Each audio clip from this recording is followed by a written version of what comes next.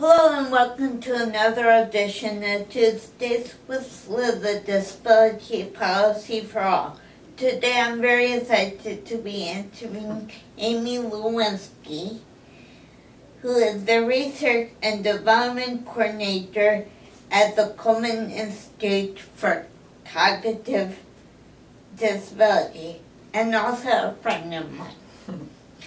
Today we will be talking with her about the state in intellectual disability, which is a project that is funded by the Administration on Intellectual and Developmental Disability. So welcome, Amie. Thank you, Liz. I'm really happy to be here. Thanks for having me. The first question is, what is the state of the state resource? Excellent question. Well, the state of the states in intellectual and developmental disabilities is a study that looks at spending on Medicaid-funded residential and community-based services for people who have intellectual and developmental disabilities. It's a longitudinal study, which means that it looks at data for a long period of time. State of the State started in 1982, and so we have data going all the way back to 1977. It's also nationwide, so data is collected from all 50 states and the District of Columbia, and this allows us to look at spending for the whole nation as well as states, individual states. Because we collect information from the states, it's comparative, which means we can compare states to one another as well as look at a single state's spending over time. We report on things that include federal, state, local Medicaid spending on home and community-based service waivers, or HCBS. We always also look at Medicaid-funded public and private intermediate care facilities for people with ID or ICF's ID. We look at Medicaid state plans, federal Social Security income state supplements, and social service block grants. Thank you. The next question is, why should the audience care about research about states? Well, as we know, Medicaid is the backbone of the service delivery system for people with intellectual and developmental disabilities. Medicaid is a tax-funded program. We all pay into it. We pay a percentage of our income from our paychecks that goes into the Medicaid program. And we know that federal, state, and local Medicaid dollars accounted for 76% of all IDD spending in fiscal year 2015. That was almost $50 billion. So we know Medicaid does a lot of funding of the services and supports that people with IDD use. We know that Medicaid pays for institutionally based services as well as community-based services.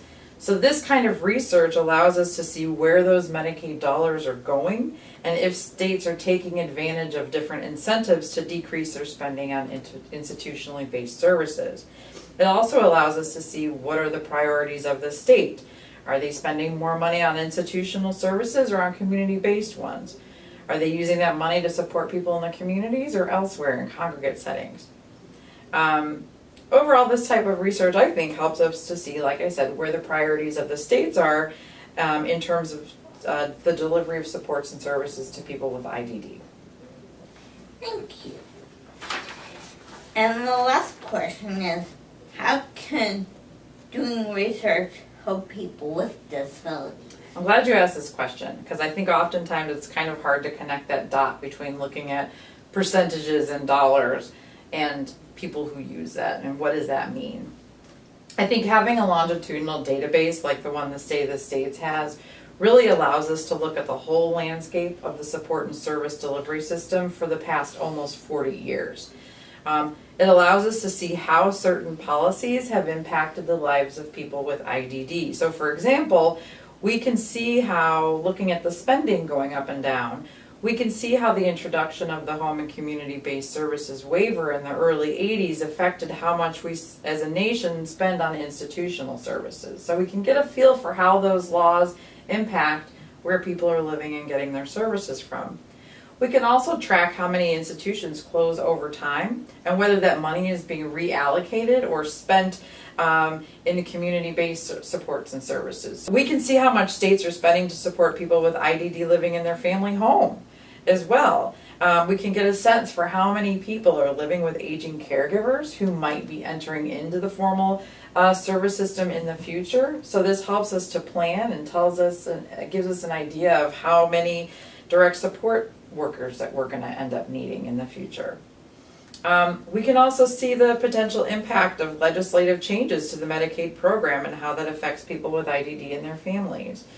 All of this information, we hope, will help people with IDD and their families advocate for the supports and services they want and they need at the state and federal levels. Advocates have told us that they use this information at the state level to talk to their governor and other elected officials about what they need. DD councils have told us they use this information to help make their state plans. Before we go, I would like to make sure that your audience knows that folks can visit www.stateofthestates.org to learn how to get a copy of the 11th edition of the State of the States and IDD. And this is yours, so you can hang on to that. Thank you. Is the website in language that people can understand? We are making efforts to make it that way. If people find it difficult to understand, they can please let us know, and we will help them as well as help to make the website better. Okay, thank you. You're welcome. And if you have any questions about this or any other policy issues, please go to the AUCG webpage and look for this week's in brief. And if you have any questions or comments about this week's Tuesdays with Liz, please leave them in the space below. Thanks again, Amie. My pleasure. Thank you.